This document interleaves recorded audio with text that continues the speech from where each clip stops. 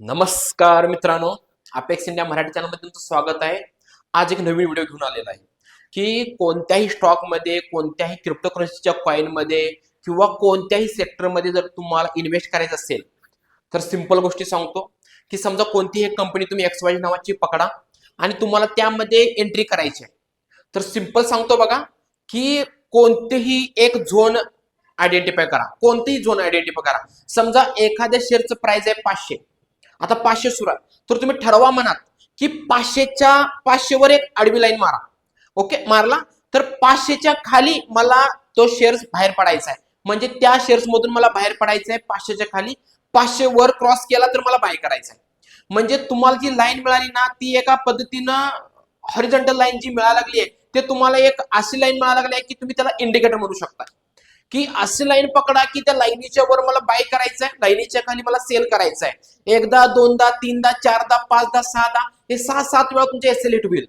म्हणजे थोडंफार म्हटलं तरी 40-50 रुपये तुमचं एसएल हिट होईल. पण जर समजा ते 500च्या वर जर मार्केट जायला लागलं, ते 500ला जर मार्केट क्रॉस केलं, एक ना एक दिवस तो 500च्या वर जाणार आहे. तर ज्यावेळी ते 500च्या वर जाईल तर पहिल्या एंट्रीमध्ये तुमचा जो एसएल 3-4 वेळा हिट झाला ते कव्हर होईल आणि त्याच्यावर जे जाईल ते प्रॉफिटच प्रॉफिट. त्यामुळे शेअर मार्केटमध्ये सिंपल मध्ये काम करायला शिका. असं जास्त कॉम्प्लिकेटेड होऊन काम करू नका.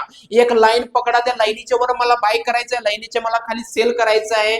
असं करत जरी गेला तरी पण तुम्ही 10-15 स्टॉक जरी तुम्ही आयडेंटिफाय करून जर एंट्री केला त्यातले 90% प्रोबॅबिलिटी आहे की तुम्हाला प्रॉफिट होणार म्हणजे होणारच.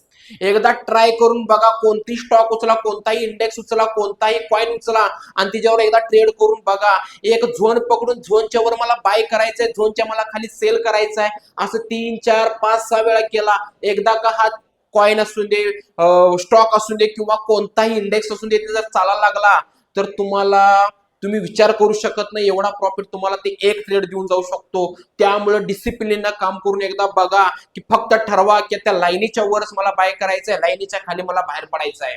ओके, असेच जर तुम्हाला नवीन आयडिया असणारे जर कोणताही जर ट्रेड पाहिजे असेल तर लवकरात लवकर अपेक्स इंडिया चॅनल सबस्क्राईब करा.